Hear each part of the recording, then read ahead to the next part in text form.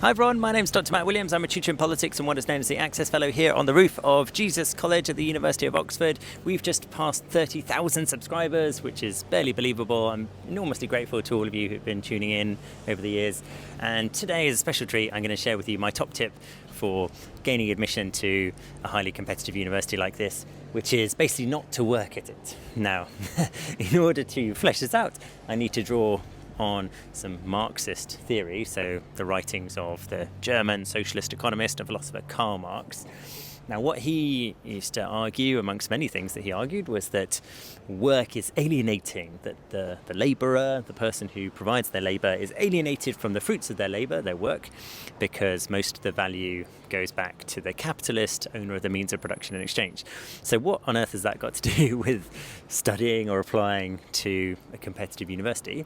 Well, a lot of the time we frame in our mind the activity that we are undergoing as work. So we are working on an application, we're doing some homework, we are working on essays and so on.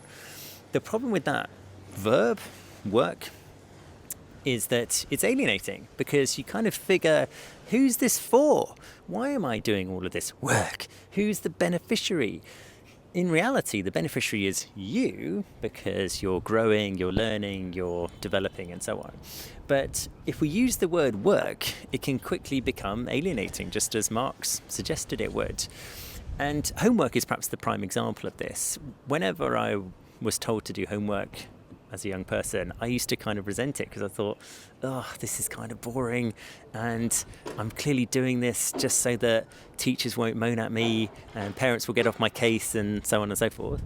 Actually, what I should have done is frame it in my mind in a much more positive way. I was the primary beneficiary of that work, and that therefore it wasn't really work at all. It was, you name it, any other word will do: growth, learning, development, adaptation, whatever.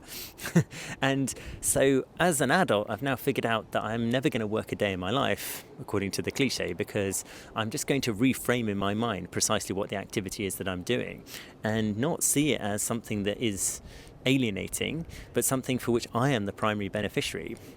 And the minute you frame the activities you do in applying to a top university in those terms, the more you'll get into it, the more you'll have fun with it, the more you'll think, this is all about me, this is going to be so much fun, this is going to be so good for me. If I don't get into the university, it doesn't matter, because I will have grown so much. I won't have done loads of work on it, I will have just become a more rounded, more capable, more skilled human being, and that's all great. And you'll work for longer if you don't call it work, so you'll be more efficient with your resources, you'll be more effective in your application of those resources, and you'll get more things done that will benefit you. So look into Karl Marx, stop calling it work, call it whatever you like, just reframe it in your mind as something different, and you'll enjoy it more and you'll do it better.